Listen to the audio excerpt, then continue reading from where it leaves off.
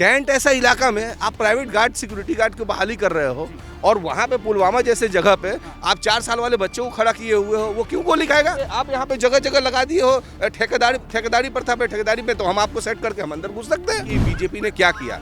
जहाँ जहाँ बीजेपी जिस जगह पे बीजेपी में लोग सटे हैं, बीजेपी अपने आप को ऊपर बनाने के लिए उस सरकार को तोड़ दी है और तोड़ के आज के डेट में आप देख लो महाराष्ट्र में वही हाल है, बिहार में भी वही हाल है। नीतीश बाबू क्या है? नीतीश बाबू तो अब मुखौटा है, इनको तो डरा धमका कर सीजन घोटाला है। आप जहाँ जहाँ जाओगे CBI DI है। अब शुभेंदु अधिकारी कलकत्ता में है, वो किसके? TMC के नेता थे। महंगाई इतनी बढ़ती चली जा रही है, सरकार को ये लग रहा है कि हम महंगाई से पार नहीं पा रहे हैं, तो कहीं ना कहीं किसी न किसी मुद्दे पे ये बात करके लोगों को जो है ना, लोग कह रहे हैं कि ये सब तो अपने देश का मुद्दा है, अभी बॉर्डर सिक्योर करने की जरूरत है, इंटरनेशनल मुद्दे पे पाकिस्तान को आंख दिखाने की जरूरत है, इन सब मुद्दों पे तो हम बाद में भी लड़ लेंगे, महंगाई हो गई, रोजगार। नहीं, अब तो मोदी जी तो कहे थे कि हम पाकिस्तान नहीं जाएंगे, वो तो आते आते वो किसके जो प्रधानमंत्री थे उनके बेटी के शादी में भी चले गए थे। और ये तो कहते हैं कि इंडो पाकिस्तान जो है ना, मैच नहीं होना चाहिए, स्पोर्ट्समैनशिप नहीं होना चाहिए। तो आप क्यों गए थे? आपको ये चीज़ सोचना चाहिए था कि जब भारत पाकिस्तान का मैच बंद कराए हुए इतना दिन से, जबकि लोगों को स्पोर्ट्स से ही जुड़ाव होता है, और उस चीज़ को आप छोड़ दिए, उसके बाद आप एकाएक पाकिस्तान में उतर के उसकी बेटी को शादी में चले गए, तो आप कैसे कह रहे हैं? हम कैसे इस चीज़ को माने? हमें तो ये लग रहा है कि आमतौर पे ये पॉलिटिक्स है, अदरवाइज इसमें कुछ नहीं है। और आप देख लीजिएगा, ये जहाँ तक मेरा विश्वास है कि ये सरकार केवल इतना दिखाएगी कि मैं सेना को जो है ना जाके बॉर्डर पे रख दिया, राफेल तैयार कर दिया, ये तैयार कर दिया, वो तैयार कर दिया, मैं अमेरिका से बात कर रहा हूँ, रशिया से बात कर रहा हूँ, ये सारे डायलॉग दिखाएंगे। ये चाइना ने 200 लोगों को मार दिया, क्या कर लिया मोदी जी ने? क्या कर लिया मोदी जी ने? ठीक है, मैं मानता हूँ एक सरकार की कुछ कमियां रहती हैं, लेकिन ये दूसरे सरकार ये क्या कर रहे हैं? आप ये देखिए कि महंगाई, केवल मेरे को ये लग रहा है कि महंगाई को मुद्दों को छोड़ के अब बेरोजगारी कहाँ है? जिस समय मैं मतलब 18-19 साल का था, मेरे को फॉर्म भरने के लिए टाइम नहीं रहता था कि मैं इस बोर्ड में भरूं, अहमदाबाद बोर्ड में रेलवे में भरूं, सोनपुर डिवीजन में भरूं या हाजीपुर डिवीजन में भरूं, कलकत्ता डिवीजन में। एक दिन में इतने एग्जाम्स होते थे कि लोग, वैकेंसी इतने ज़्यादा आते थे, चाहे कम है चाहे ज़्यादा है, लेकिन आदमी को अपॉर्चुनिटी बहुत ज़्यादा था। तो लोग हम सोचते थे कि यार हम किस बोर्ड में जाएं एग्जामिनेशन देने के लिए। आज के डेट में देखिए बेरोजगारी इस कदर है, केवल और केवल बिहार में पक्ष और विपक्ष के लड़ाई के चक्कर में यहाँ पे सबसे ज़्यादा आज के डेट में सरकारी नौकरी मिल रहा है ऑल ओवर इंडिया में। बाकी सारे जगह युवा पिस रहे हैं। नहीं, आप देख लो, आप कहते हो कि मैं सेना को सशक्त बना रहा हूँ, मैं कैसे मानूं? बताओ, मैं 4 साल के लिए अगर मैं ही जाऊं सेना में, मेरे को जहाँ तक आउटपुट पता है, अभी 4 साल के लिए मेरे को बॉर्डर पर भेज दो, सामने से गोली चलेगा, मैं 4 साल के लिए मैं क्यों जाऊँ? मैं पीछे हट जाऊँगा। आज के डेट में सेना के अंदर मैं बता रहा हूँ 2 लाख वैकेंसी बंद कर दिए गए, हटा के दिए, कंप्लीटली हटा दिए गए। आप यहाँ देखो, सिक्योरिटी की बात करते हो, आप कैसे सिक्योरिटी की बात करते हो? आप दानापुर कैंट में ही चले जाओ, आप जगह जगह जहाँ चले जाओ, सारे लोग वहाँ पे लोकल सिक्योरिटी गार्ड। आप इतना बता रहे हो कि कैंट ऐसा इलाका में आप प्राइवेट गार्ड सिक्योरिटी गार्ड की बहाली कर रहे हो और वहाँ पे पुलवामा जैसे जगह पे आप 4 साल वाले बच्चों को खड़ा किए हुए हो, वो क्यों गोली खाएगा? बेवकूफ़ है क्या? आप यहाँ पे जगह जगह लगा दिए हो ठेकेदारी प्रथा पे, ठेकेदारी पे, तो हम आपको सेट करके हम अंदर घुस सकते हैं। आप कहते हो हम सशक्त बना रहे हैं, कैसे सशक्त बना रहे हो? हमें तो नहीं लगा सशक्त बना रहे हो, आप लोग को बेवकूफ़ बना रहे हो। आपको जो अगर नौकरी देना है, ये जो बेचारे इतने मेहनत कहते हैं कि अग्निवीर योजना तो युवाओं के फायदे के लिए ही लेकर आए थे, युवा पीढ़ी के लिए। कैसे 4 साल के लिए फायदा होता है क्या? 4 साल के लिए फायदा? आप मेरे आ जाओ, MA BA कर लो, MA BA करने में आपको लग गया 18 साल, और आप मेरे पास आके और कहो मैं 4 साल नौकरी करूँगा, उसके बाद घर बैठ जाओ। 4 साल में जिनका परफॉर्मेंस बेहतर होगा उनको प्रमोशन दिया जाएगा। देखने वाले वो कौन होते हैं? अगर परफॉर्मेंस खराब है तो अग्निवीर में बहाली क्यों कर रहे हो? उसके पास क्वालिफिकेशन नहीं है तो आप बहाली क्यों कर रहे हो इन बच्चों को? क्यों आप भविष्य अधर्म में डाल रहे हो? आप किसी को नौकरी दे रहे हो तो पूर्णतः नौकरी दोगे ना। आप कोई अपने बच्चे को शादी करेगा 4 साल अग्निवीर के सोच के बोलेगा, क्यों शादी करेंगे 4 साल बाद तो इसका नौकरी छूट जाएगा, इसका परफॉर्मेंस के बाद में पता चलेगा ना, अभी फिलहाल थोड़ी पता चलने वाला। तो मेरे को ये लग रहा है, मैं देखो राजनीतिक से प्रेरित बात नहीं कर रहा, गुस्सा बहुत है आपके अंदर। नहीं, गुस्से की बात नहीं, गुस्सा इसलिए है कि आप देखो महंगाई कितनी चरम सीमा पर चढ़ गई। आज के देखो 500 रुपये नोट की आपको कोई वैल्यू नहीं है, महंगाई इतनी ज़्यादा है, बेरोजगारी दिन प्रतिदिन घटती ही जा रही है, लोगों युवाओं में इतना आक्रोश है, ऐसा नहीं है। मैं ये देख रहा हूँ, मैं तो देखो दिल्ली में हूँ, मैं यहाँ पे आ रहा हूँ तो मैं देख रहा हूँ कि लोगों में कितना जागरूकता है, बच्चियों में। मैं तो लड़की को कभी देखा नहीं था आज तक ग्राउंड के अंदर, पर मैं देख रहा हूँ कि कितने अच्छी स्पोर्ट्समैन स्पिरिट है यहाँ पे लोगों में। ये क्यों आ रहे हैं? ये बेरोजगारी का ये आलम है, बेरोजगारी का आलम। मेरे हिसाब से जो सरकार राजनीति कर रही है, राजनीतिक से हट के लोगों को प्रति सोचे और बेरोजगारी पे ध्यान दे, अपना इंफ्रास्ट्रक्चर पे ध्यान दे, ये सब ज़्यादा बेटर। इतने अच्छा बताइए, बिहार में इतने सारे पुल गिर गए, किसी ने आवाज़ उठाया? किसी ने आवाज़ नहीं उठाया। सिर्फ एक ही इनके पास मुद्दा है जो पिछले 15-20 साल से चल रहा है कि चारा घोटाला और लालू यादव परिवारवाद। क्या अनुराग ठाकुर, क्या, हाँ, जंगल राज। एक जंगल राज के बिहाफ आप इसको छोड़ दीजिए ना। 15 साल, आपको भी 25 साल हो गए यहाँ पे आपको सेवा देते हो 25 साल। आप अपना बोलेंगे मैं 25 साल में क्या करा। मैं मानता हूँ, नो डाउट, इंफ्रास्ट्रक्चर यहाँ पे ठीक हुआ है नीतीश के कार्यकाल में, बिजली ठीक हुआ है नीतीश के कार्यकाल में, लेकिन ये एक पॉजिटिव सेंस नहीं है। मेरे को ये लग रहा है कि उससे बेटर है कि यहाँ पे फैक्ट्री लाइए, जैसे हरियाणा में है, पंजाब में है, गुजरात में है। आप जितना गुजरात को डेवलप किए, आप यहाँ पे उतना डेवलप करते। लैंड लॉक स्टेट है, इसके लिए यहाँ पे कोई इंडस्ट्री नहीं आ सकती। क्यों नहीं आ सकती? क्यों नहीं आ सकती?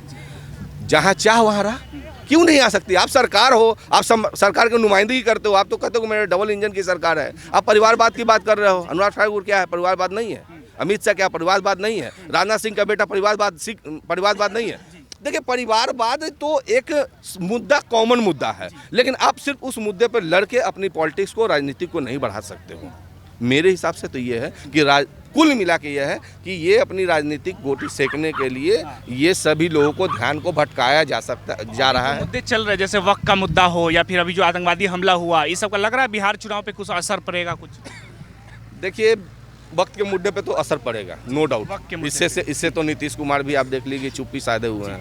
अगर ये सेकुलर हैं तो नीतीश कुमार को भी कुछ बोलना चाहिए मेरे हिसाब से। दूसरा क्या है कि देखिए, वक्त का मुद्दा उठाने से मतलब ही क्या है? मस्जिद उठाने से मतलब क्या है? आपको मेन बेसिक जो काम करना है, अपने युवाओं को रोजगार देने के लिए कीजिए, इंफ्रास्ट्रक्चर को बढ़ाने के लिए कीजिए, डेवलपमेंट को प्रॉपर रफ्तार देने के लिए कीजिए। ये सब चीज़ नहीं कि वक्त के मुद्दे पे ये कर दिए, हाई स्पीड हम चला दिए। हाई स्पीड चलाने से क्या हो गया? हाई स्पीड चलाने से क्या गरीब को पेट में रोटी चला जाएगा?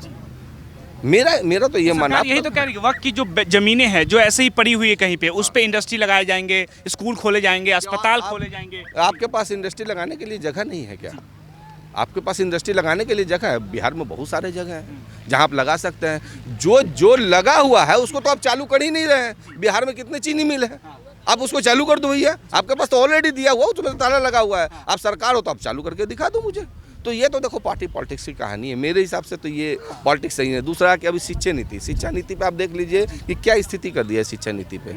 मैट्रिक का मतलब एक तरह से ख़त्म ही कर दिया। मैट्रिक जो हम लोग कहते थे कि बोर्ड का एग्जाम देंगे तो उसके लिए प्रिपरेशन होता था। आज बोर्ड के एग्जामिनेशन में क्या है? बोर्ड का एग्जाम मतलब ही नहीं है। अब अगले साल से 2 बार बोर्ड का एग्जाम देगा बच्चा, जिसमें ज़्यादा मार्क्स आएगा उसको रखेगा, जिसमें उसकी भी वजूद खत्म हो गई। एजुकेशन की बात करें कि वो नहीं है सरकार के विजन में, है ही नहीं। आप बताओ, एक आप सीधे IIT में ले जाओगे और सीधे बच्चों को दे दो कि IIT निकालो। IIT की निकालने वाले कितने बच्चे मिल जाएंगे? पहले IIT नहीं निकलते थे। अरे संस्थान बढ़ाओ, इंफ्रास्ट्रक्चर बढ़ाओ, बेरोजगारी कम करो। मेरे हिसाब से इसको महंगाई पे ध्यान देना चाहिए। आपके अनुसार से बिहार की सत्ता में कौन बैठेगा तो ये सब समस्याओं का समाधान हो जाएगा?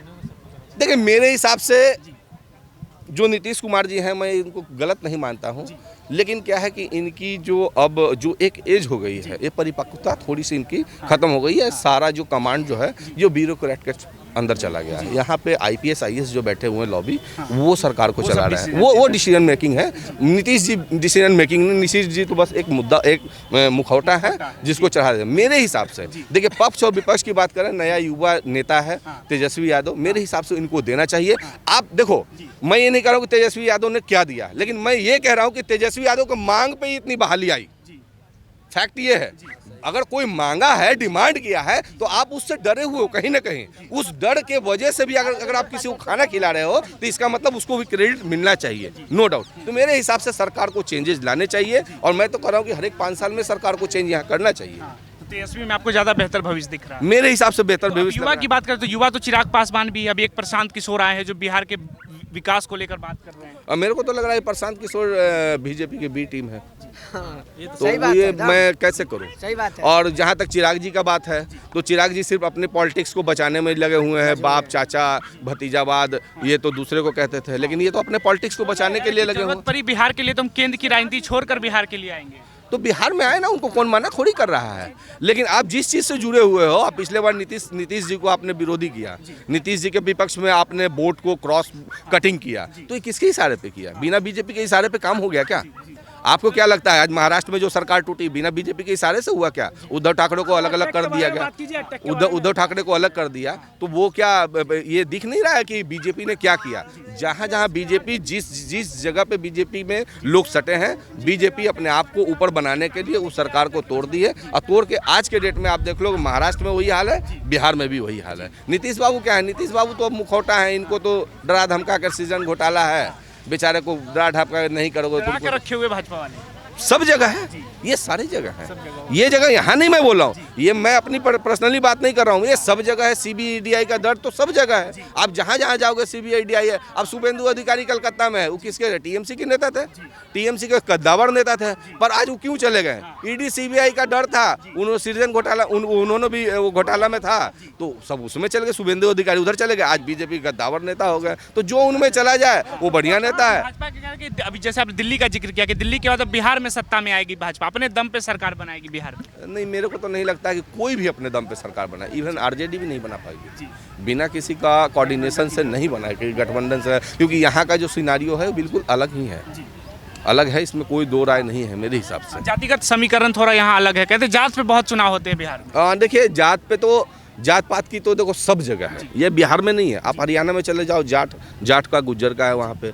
आप यहाँ रह रहे हो तो आपको लग रहा है कि जाति है पाति है, जाति पाति सब है, लेकिन मेरे हिसाब से जाति पाति से ऊपर उठ के यहाँ पे कुछ राजनीतिक हो रही है। आखिर तेजस्वी को पिछला बार इतना प्रचंड बहुमत मिला तो क्या है, जात वाले क्यों दे दिए? केवल इनके जात से हो जाएगा क्या? नहीं होगा मेरे हिसाब से। सभी जातियों को लोग वोट दे रहे हैं, ऐसा कुछ न कुछ तो देखो चुनाव आयोग का इसमें भी रहता है, लेकिन मैं ये पूरी तरह से उस चीज़ को खंडन करता हूँ कि वो चीज़ें मेरे हिसाब से नहीं होगा।